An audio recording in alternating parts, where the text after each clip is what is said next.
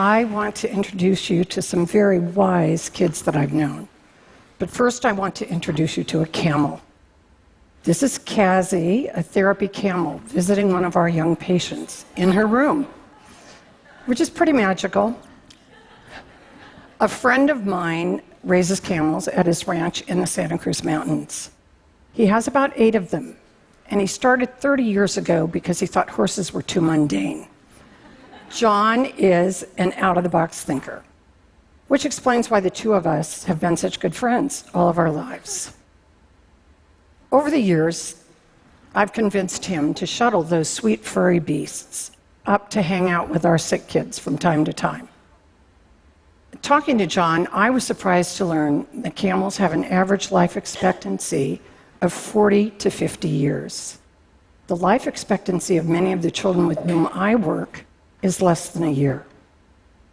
This is a picture of the George Mark Children's House, the first pediatric palliative respite care center to open in the United States.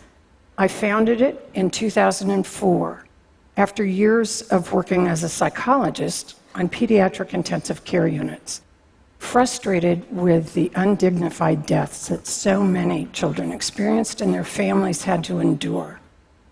As I sat with families whose children were at the end of their lives, I was acutely aware of our surroundings while the elevated train rumbled overhead on its track. Quite literally, the room reverberated with each passing train car. The lights on the ward were fluorescent and too bright. Monitors beeped, as did the elevator, noisily announcing its arrival. These families were experiencing some of the most excruciating moments of their lives, and I so wanted them to have a more peaceful place in which to say a last goodbye to their young daughters and sons. Surely, I thought, there must be a better spot than a hospital intensive care unit for children at the end of their lives. Our children's house is calm and nurturing. It's a place where families can stay together to enjoy quality time with their children, many of whom are there for respite stays, some with repeated visits over a span of many years. We call those kids our frequent flyers. Rather than the bright, noisy quarters of the hospital, their rooms are calm and comfortable, with actual living spaces for the families, a sanctuary of gardens, and a wonderful outdoor playground with special structures for children with physical limitations. This sweet baby Lars came to us directly from a hospital intensive care unit. Imagine hearing the heartbreaking news that none of us would ever want to hear. His parents had been told that Lars had a brain anomaly that would keep him from ever swallowing, walking, talking, or developing mentally. Recognizing what little chance he had for survival, his parents chose to focus on the quality of time that they could spend together.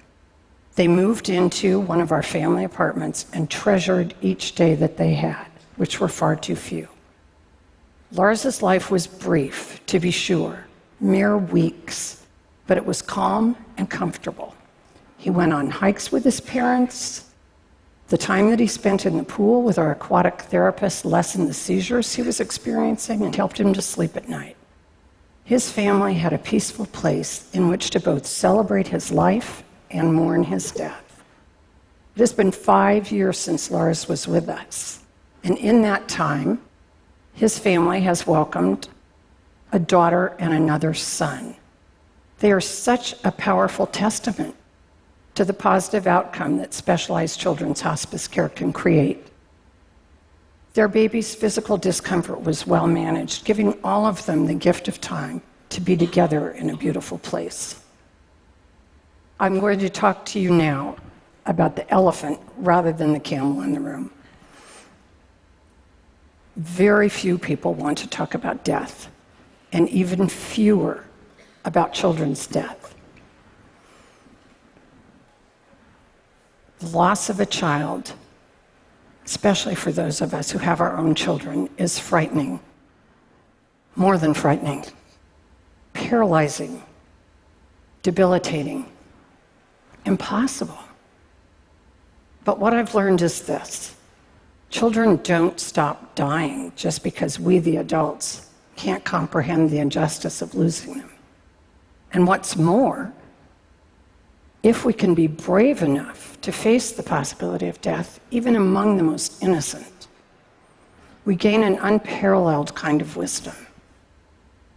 Take Crystal, for example. She was one of the first children to come for care after we opened our doors. She was 9 when she arrived, and her neurologist expected that she might live another 2 weeks. She had an inoperable brain tumor, and her decline had really accelerated in the week before she came to us. After settling into her room, dressed entirely in pink and lavender, surrounded by the Hello Kitty accessories that she loved, she spent the next several days winning over the hearts of every staff member. Bit by bit, her condition stabilized, and then to our astonishment, she actually improved.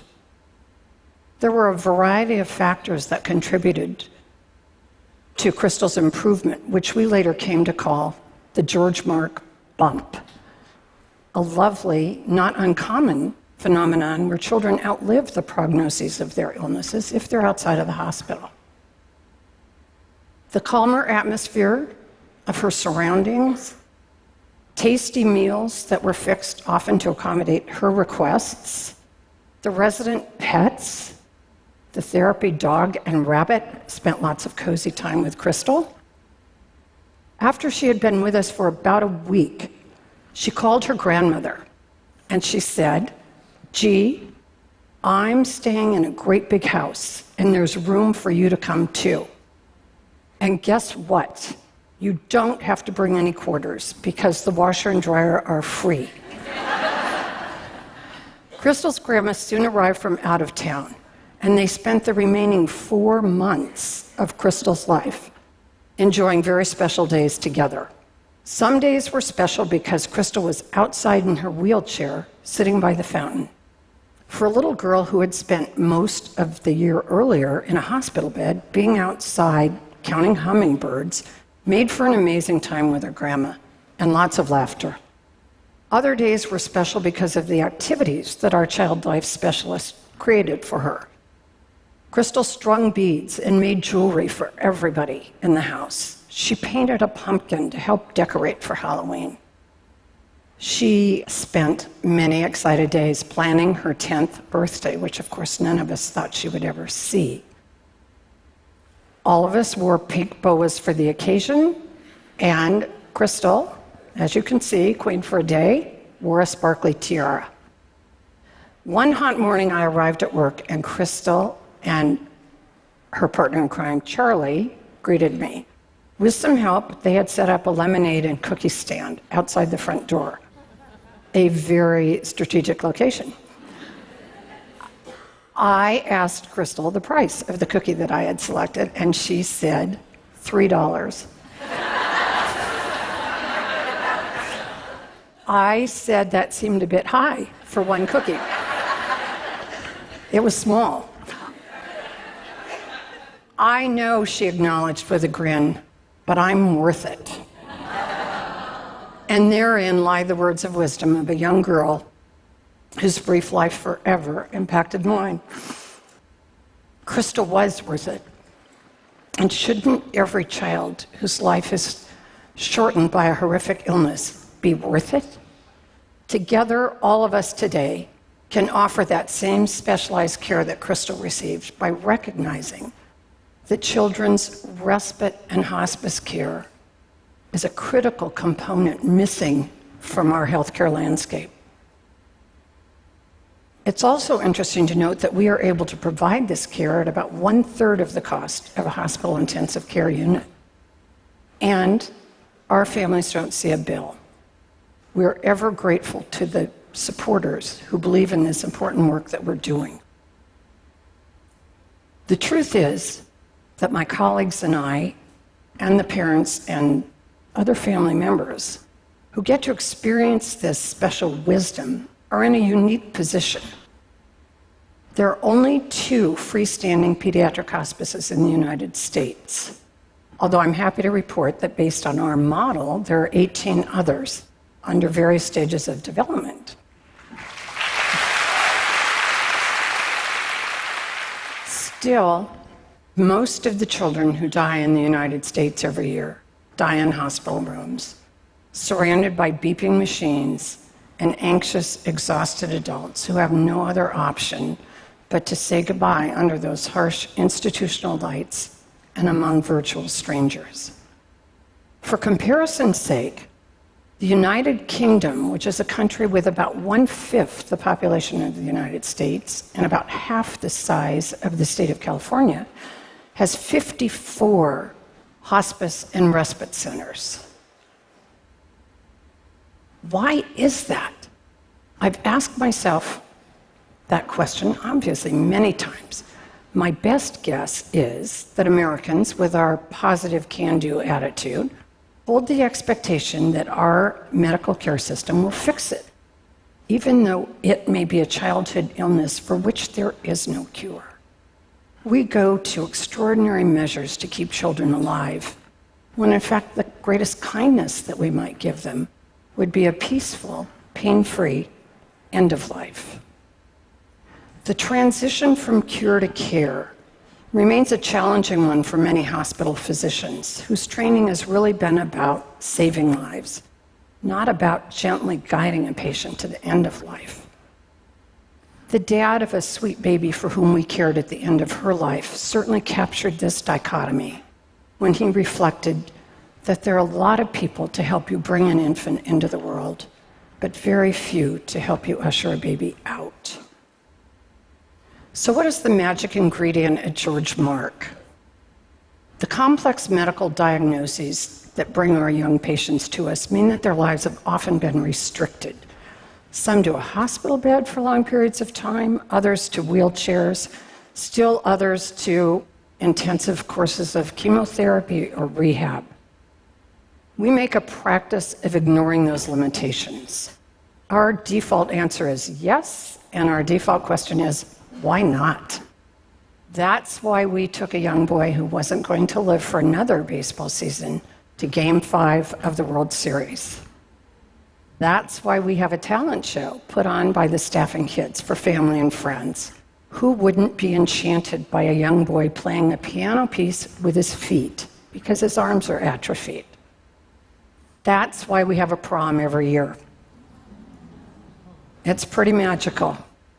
We started the prom after hearing a dad lament that he would never pin a boutonniere on his son's tuxedo lapel.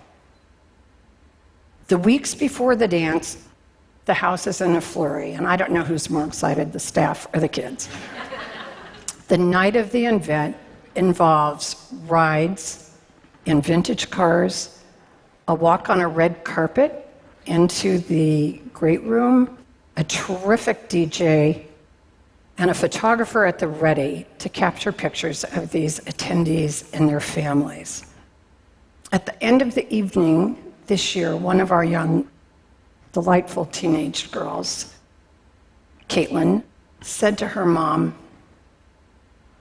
"That was the best night of my whole life." And that's just the point. To capture the best days and nights, to abolish limitations, to have your default answer be yes and your default question be, why not? Ultimately, life is too short, whether we live to be 85 years or just 8. Trust me. Better yet, trust Sam. It's not by pretending that death doesn't exist that we keep the people, especially the little people that we love, safe. In the end, we can't control how long any of us lives. What we can control is how we spend our days, the spaces we create, the meaning and joy that we make. We cannot change the outcome, but we can change the journey. Isn't it time to recognize that children deserve nothing less than our most uncompromising bravery and our wildest imagination? Thank you.